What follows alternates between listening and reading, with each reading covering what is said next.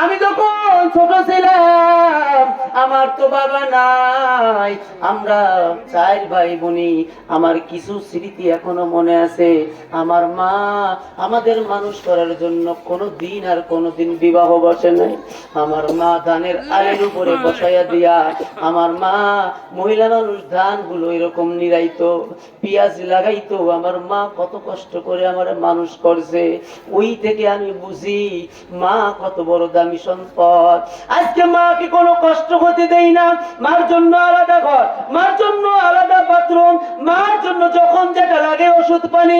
বলছি মা তোমার আরো সন্তান আছে, যদি তারা কিছু দেখবা না দিই, আমি যতদিন বেঁচে আছি মা কারোর কাছে কোনো তার জন্য তোমার যাইতে হবে না। আমি সন্তানের জন্য দোয়া করবা। ও মা যতদিন বাঁচবা তোমার ভরণ পোষণ খাওয়া দাওয়া যা লাগবে আমি সন্তান তোমাকে দিয়ে দিব। জোরে বলেন সুবহানাল্লাহ। আজকে ওই এতিমখানা মাদ্রাসা থেকে আজকে আমি বাড়ির মালিক, আজকে আমি গাড়ির মালিক, আজকে আমি স্টেজে বয়ান করি। এটা আমার গৌরব নয়, এটা আমার মায়ের দোয়া।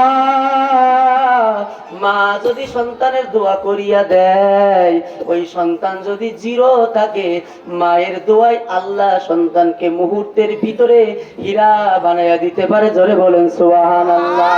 ও যুবক, ও পর্দার অন্তরালের মা,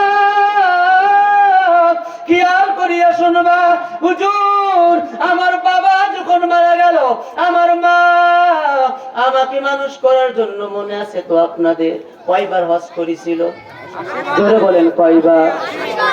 হুজুর আমার মা পরের বাড়িতে কাজ করে। আগেকার সময় কিন্তু কোনো বেতন ছিল না, ভাতও ছিল না, রুটি রুটি তাও এই এই মেশিন দিয়ে ভাঙানো আটার রুটি না, জাতা দিয়া পেইসা পেইসা মোটা মোটা করে রুটি বানাইতো। গমও ছিল না, চপ ভুট্টা। কথা কন ঠিক না বেঠিক? গভীর রাতে আমার মা দুইটা রুটি, বাসি দুইটা রুটি আমার মা আসলের মধ্যে বেঁধে নিয়ে রাতের বেলায় বাড়িতে আসতো। আমি খিদার যন্ত্রণায় ঘুমায়া যেতাম। আমার মা ঘুম থেকে আমাকে জাগায়া ওই দুইটা রুটি আমাকে দিত, বলো সন্তান খেয়ে নাও। আমি বলতাম মা তুমি আমার মা, সারাদিন পরিশ্রম করছো। এদিক ওদিক তাকাবা না, এবার মাথা নিচু করে চিন্তা করবা, দেখো চোখে পানি আনা যায় কিনা। বলে হুজুর আমার মা দুইটা রুটি আমার সামনে দিয়ে বলে সন্তান খেয়ে নাও। আমি বলতাম মা তুমি একটা খাও আমি একটা খাই। তা আমার মা বলতো সন্তান তুই আমার কলিজার টুকরা নয়নের পুতুল। আমি মা তাকায়া তাকায়া তোর খাওয়া দেখবো। আমি মার খাওয়া লাগবে না, দেখতে দেখতে আমি মায়ের পেট ভরিয়া যাবে। ছোট হুজুরকে নিয়ে আসেন, রেডি করেন। হুজুর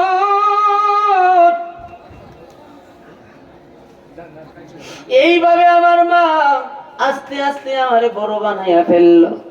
আমার বয়স যখন 22 বছর পার হয়ে গেল, লেখাপড়া শেষ হয়ে গেল, এবার আমি একটা চাকরি পেয়ে গেলাম। হঠাৎ করে বাড়িতে আসলাম, আসার পরে দেখলাম আমার মা রাতের বেলায় উঠানের উপরে উপর হয়ে পড়ে আছে। আমি মার কাছে দৌড়ায় গেলাম, দেখলাম আমার মা উঠতেও পারে না, নড়তেও পারে না। বললাম মা কি হয়েছে? মা বলে সন্তান আমার প্যারালাইসিস হয়েছে, একটা সাইড আমার পড়ে গেছে, আমি তো দাঁড়াইতে পারি না। আমি আমার মাকে উঠাইয়া বিছনার মধ্যে শোয়াইয়া দিলাম। আমার মা বলল সন্তান কালকে থেকে আর রান্না করে তোমারে খাওয়াইতে পারবো না, তুমি তো এখন বড় হয়ে গেছো, এখন তুমি চাকরি করো, তুমি একটা বিবাহ করো।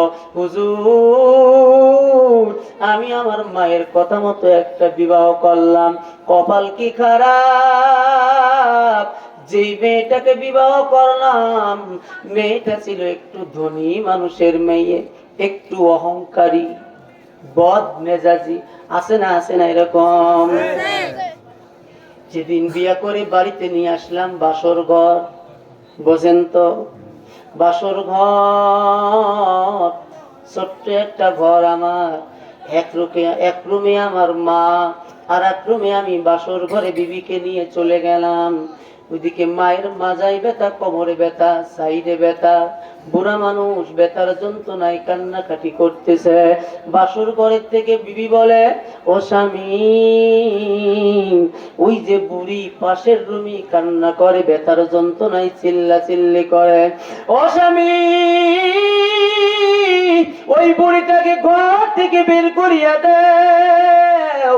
ওই বুড়ি যদি ঘরের মধ্যে থাকে আর এরকম শব্দ যদি করে, আমার ঘুম আসবে না।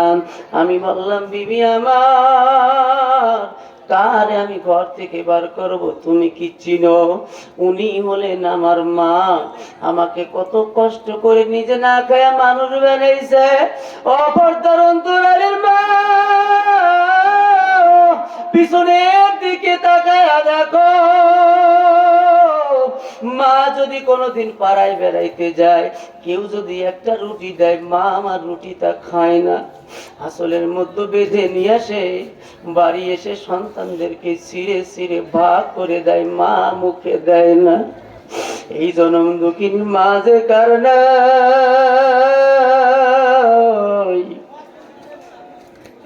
দেখবা, ঈদের সময় বাবা একটা ভালো পোশাক পরে না, ঈদের সময় মা একটা ভালো শাড়ি কেনে না, সন্তানকে ভালো পোশাক কিনিয়ে দেয়, সন্তানের জন্য দামি দামি জামা,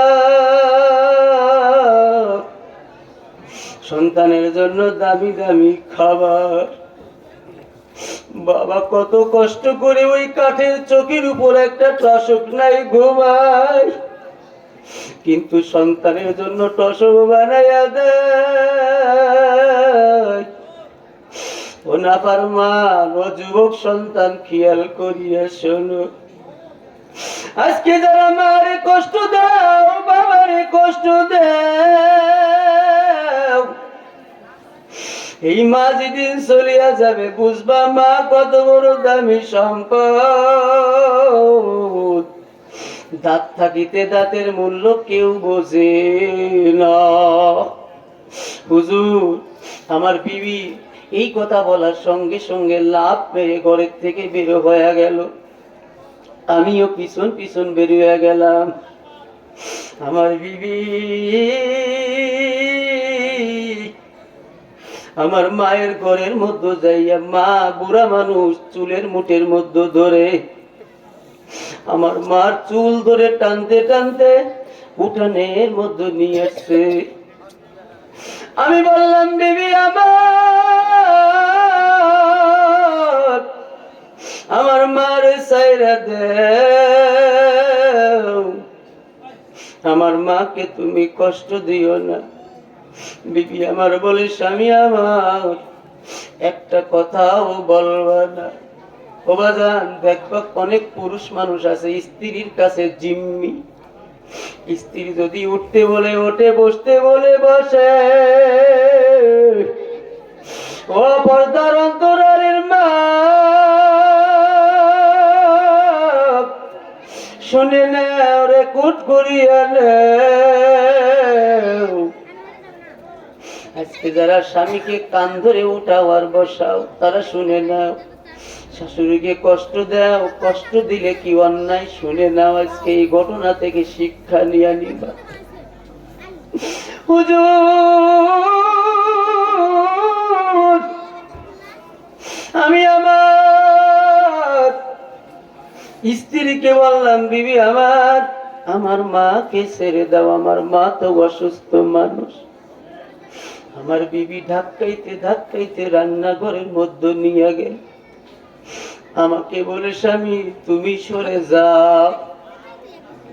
এই কথা বলিয়া বিবি আমার রান্নাঘরের মধ্য থেকে কাঠের একটা লাঠি বের করে আমার হাতের মধ্য দিয়া বলে, স্বামী আমার, এই বুড়ির মাথায় বাড়ি দাও। এই বুড়ি যদি বেঁচে থাকে, কোনোদিন আমাদের শান্তি হবে। হুজুর, এই কথা বলার পরে আমি আর সহ্য করতে পারলাম না। আমি সন্তানের মাথা পিগড়ায়া গেল, কি করব বুঝতে পারলাম না। বিবি যা বলে আমি তাই করি।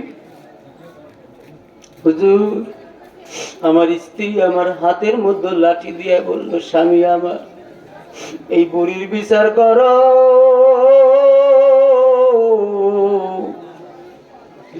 হুজুর, আমার বিবি তার ডান পাও দিয়ে এমন ধরে আমার মায়ের পিঠের মতো লাথি মেরে দিয়েছে। আমার বুড়ো মা ওই রান্না করে চুলার উপরে উপর হয়ে পড়ে গেছে। আমার মায়ের শরীরের মধ্যে শাড়িতে দাও দাও করে আগুন লেগে গেছে। আমি দৌড়ে গেলাম। আমার বুড়ো মা আমার হাতের লাঠি দেখে সবাই মাথাটা নিচু করে দাও, দেখো এক ফোঁটা চোখের পানি আসে কিনা। ও বাজান, যার মা নাই, যার বাবা নাই, অপরতার অন্তরালের মা মাথা নিচু করিয়া দেও। যদি মায়ের জন্য কান্না করতে পারো, বাবার জন্য যদি কান্না করতে পারো, নবী আমার বলে এই চোখের পানির বিনিময়ে আমার আল্লাহ তোমার গুনাহ তো মাফ করবেই করবে, তোমার পিতা মাতার গুনাহ মাফ করিয়া দিবে। জোরে বলেন সুবহানাল্লাহ। হুজুর, আমি যখন লাঠি নিলাম আমার মায়ের দিকে আগায়া গেলাম, আমার বুড়ো মা আমার হাতে লাঠি দেইকা ভয় পেয়ে গেল ছোট্ট মানুষের মতো। আমার মা হাত জোর করে বলে, সন্তান তোর হাতে কেন লাঠি? তুই কি আমারে মারবি? ওরে বাজান, তুই আমারে মারিস না, আমারে ছাইরা দে, তোর বাড়িতে আর থাকবো না,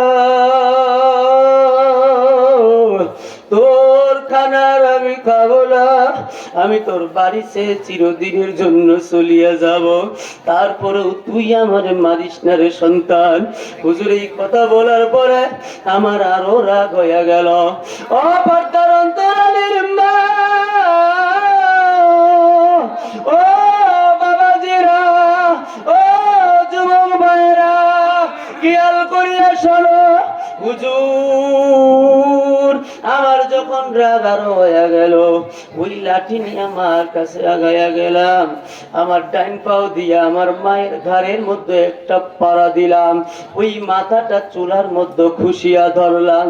আমার মায়ের ওই পাকা চুলার মধ্যে দাও দাও দাও দাও করে আগুন জ্বলিয়া উঠল। আমার মা চিল্লায়া বলে, ও দয়ার মালিক, আমার সন্তান আজকে আমার মারে, আমার সন্তান ছোট মানুষ বোঝে না, ও মালিক তুমি আমার সন্তানটারে মাফ করিয়ে দাও। হুজুর, এই কথা শোনার সঙ্গে সঙ্গে আমার ব্রেনটা ভালো হয়ে গেল। আমি বললাম, আহারে আমি কারে মারলাম, এত মারার পরেও আমার মা আমার জন্য দোয়া করে।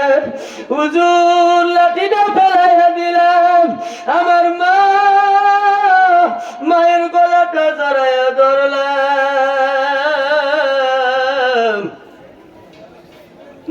ওই লাঠি দিয়ে মার মাথার উপর এমন জোরে একটা বাড়ি মারিয়া দিলাম, আমার মায়ের মাথা দুইটা টুকরা হয়ে গেল। আমার মায়ের গিলু বের হয়ে গেল। আমি নিষ্ঠুর সন্তান কি করলাম? আরে আরে, ওই গিলুটা আমি সন্তান হয়ে ফুটবলের মতো লাঠি দিয়া ফেলাইয়া দিলাম। তখন আমার মা হাত তুলে বলে, মাঝি আমার সন্তান আমার মারছে, আমি কিছু মনে করি নাই, ও আল্লাহ তুমি আমার সন্তানকে মাফ করিয়া দাও। হুজুর এই কথা বলার পরে আমার ব্রেন ভালো হয়ে গেল। আমি আমার মাকে জড়াইয়া ধরলাম, মা মা করিয়া ডাকলাম, কিন্তু আমার মা আর দুনিয়াতে নাই। ও পর্দার অন্তরালের মা, এরকম মাকে কি কষ্ট দিয়েছ? বাবাকে কষ্ট দিয়েছ হুজুর, ওই মাকে আমি দাফন কাফন করিয়া দিলাম, স্ত্রীকে তালাক দিয়া দিলাম, বাড়ি ঘর সব দান করিয়া দিলাম, যে হাত দিয়া মাকে মারছিলাম হাত দুইখানা কাইটা ফেলাইলাম, মনে আছে? মনে আছে?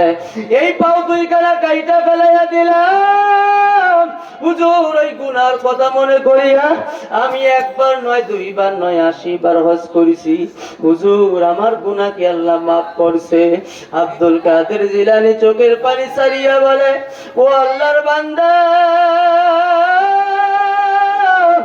ও আল্লাহর বান্দা, তুমি তোমার মার সঙ্গে যে অন্যায় করছো, তুমি তোমার বাবার সঙ্গে যে অন্যায় করছো, তোমার মা যদি তোমারে মাফ না করে 80 বার কেন 80,000 বার যদি হজ করো, আল্লাহ তোমারে মাফ করবে না। ও পর্দার অন্তরালের মা, আজকে শাশুড়িকে কষ্ট দিয়েছো, আজকে মাকে কষ্ট দিয়েছো। ও যুবক ভাই, আজকে বাবাকে কষ্ট দাও, আজকে মাকে কষ্ট দাও। যতই নামাজ পড়ো, যতই দান করো না কেন, যত সাদকা করো না কেন, ওই মা যদি তোমারে মাফ না করে, ওই বাবা যদি তোমারে মাফ না করে, তোমার নামাজ 4 আনার মূল্য আমার মালিকের কাছে হবে না। আমার দয়ার মাওলা রে,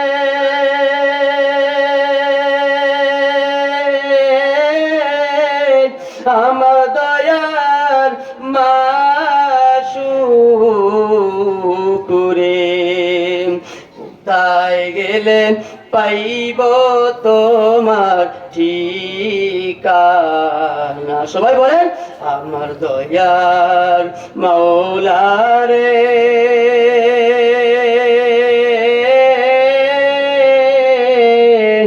আমার দয়ার মাশুকুরে,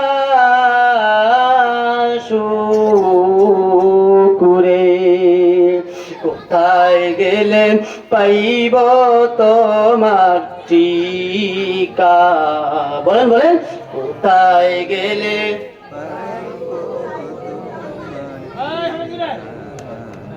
তোমাকে পাইবার আসে,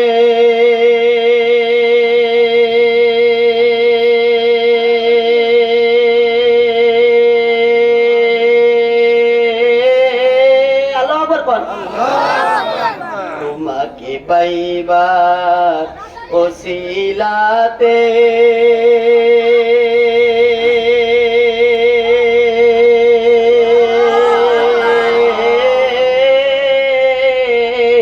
ঘুরিয়া বিদেশ বিদেশে, মাহফিলের ময়দানে করলাম বিছানা, ইস্তেমার ময়দানে করলাম বিছানা, ইস্তেমার ময়দানে করলাম বিছানা। ও যুবক ভাইরা, পর্দার অন্তরালের মা আব্দুল কাদের জিলানী এই ঘটনা শোনার পরে বলেন, 80 বার কেন 80,000 বার যদি হজ করো, ওই মা যদি তোমারে মাফ না করে, ওই বাবা যদি তোমারে মাফ না করে, আল্লাহ কোনদিন তোমার গুনাহ মাফ করবে না। ও পর্দার অন্তরালের মা, এখন মা নাই, কার কাছে মাফ চাবা? এখন বাবা নাই, তুমি কার কাছে মাফ চাবা? মাফ চাওয়ার সময় তুমি কিন্তু আর পাইবা না। মরার পরে জানাজায় একজন দাঁড়ায়া বলে, তোমরা আমার বাবাকে মাফ করিয়া দাও। বলে কি বলে না? একজন দাঁড়ায়া বলে, উপস্থিত মুসল্লি বিন্দু, আমার মাকে মাফ করিয়া দাও, আমার বাবাকে মাফ করিয়া দাও।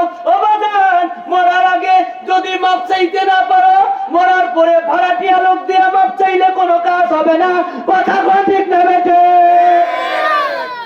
মরার আগে তুমি মাপ চাও, বাবা থাকলে বাবার কাছে আগে মাপ চাও, মা থাকলে মার কাছে মাপ চাও।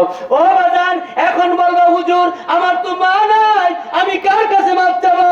আমার তো বাবা নাই, আমি কার কাছে মাপ চাবো?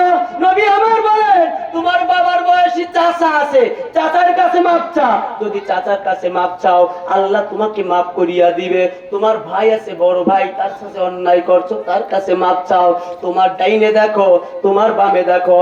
ও পর্দার অন্তরালের মা, তোমার ডাইনে কত মা, তোমার বামে কত মা, দেখো তোমার মায়ের বয়সী কত মা, দেখো তোমার শাশুড়ি তোমার কাছে আছে, ও বাজান দেখো তোমার ভাই তোমার কাছে আছে, ওই যে দাড়ি পাকা মুরব্বী যদি তার গলাটা জড়ায়া ধরে বলতে পারো, ও চাচা তুমি আমার বাপের মতো, আমারে মাফ করিয়া দাও, ও বোন তুই আমার বড় বোনের মতো, আমারে মাফ করিয়া দে, ও চাচি তুমি আমার মায়ের মতো, আমারে মাফ করিয়া দাও। নবী আমার বলেন এই দুনিয়ায় বেঁচে থাকাকালীন যদি তুমি একজন আর একজনের কাছে মাফ চাইয়া নিতে পারো, যদি মানুষ মানুষকে মাফ করিয়া দেয়, লা ইয়ারহামুল্লাহু মান লা ইয়ারহামুন নাস, যে মানুষকে ভালোবাসে আল্লাহ তাকে ভালোবাসে, যে মানুষকে মাফ করিয়া দেয় আল্লাহ তাকে মাফ করিয়া দেয়। ও পর্দার অন্তরালের মা, তোমার পাশে দেখো তোমার চাচি, তোমার পাশে দেখো তোমার শাশুড়ি, তোমার কাছে দেখো তোমার খালা, ও মা একজন আর একজনকে জড়াইয়া ধরবা, কুলাকুলি করবা। ও বৃদ্ধ বাবাজিরা, গুনাহ যদি মাফ করাইতে চাও, যদি মনে করো আজকে মুনাজাতে আমি গুনাহটা মাফ করাবো, যদি তুমি তোমার গুনাহটা মাফ করাইতে চাও, কোনো লজ্জা নাই কোনো শরম নাই, একটা মিনিটের জন্য সবাই দাঁড়ায়া যাবা, যাদের কবরে যাওয়ার ভয় আছে, যারা কবরে যাবা, গুনাহ মাফ করানোর ইচ্ছা যাদের আছে, যাদের গুনাহ মাফ করানোর ইচ্ছা আছে তারা দাঁড়াবা, একজন আরেকজনের কাছে গোলাগুলি করবা, যদি বাপ থাকে বাপের কাছে মাপ চাবা। নবী আমার বলেন যদি আজকে এই মাহফিলে মাপ চাইয়া নিতে পারো, আমার আল্লাহ সব দেখবে, ফেরেশতাদের দিয়ে ভিডিও করবে, আমার আল্লাহ তোমার আমার জীবনের গুনাহ মাফ করিয়া দিবে। জোরে বলেন আমিন। ও পর্দার অন্তরালের মা, একটা মিনিট টাইম দাও, যদি বাঁচতে চাও, যদি তোমার গুনাহটা মাফ করাইতে চাও, কোনো লজ্জা নাই কোনো শরম নাই, এক মিনিটের জন্য দাঁড়ায়া যাবা, তোমার পাশে তোমার ভাই, তার সাথে কুলাকুলি করবা, একটু যদি বলতে পারো বাজার তুমি আমার ভাইয়ের মতো, তুমি আমার বাবার মতো, আমারে মাফ করিয়া দাও, যদি দাঁড়ায়া মাফ চাইতে পারো, আল্লাহ তোমার জীবনের গুনাহ মাফ করে দিবে। জোরে বলেন সুবহানাল্লাহ, আরো জোরে বলেন সুবহানাল্লাহ। মা বোনেরা, কত টাকা কত ভাবে চলে যায়, আপনারা এখন না পারেন পরে দেবেন, বাকিতে একটু নিয়ত করা যাবে যে হুজুর কত টাকা কত ভাবেই তো নষ্ট করলাম, আমি আমার বাবার জন্য, আমি আমার মায়ের জন্য, আমি আমার সন্তানের জন্য, আমি আমার শাশুড়ির জন্য 1000 টাকা দিয়া একটা জুব্বা দেওয়ার নিয়ত করলাম, এখন না আমি পরে দিব, শুধু নিয়ত করবেন যে আমি 1000 টাকা একটা জুব্বার জন্য আপনাদের মাদ্রাসায় দান করব, যখন সুযোগ পাবেন তখন দেবেন। এরকম কোন বাবাজি যদি থাকেন, সর্বপ্রথম একটু হাত তুলে একটু নিয়ত করবেন যে হুজুর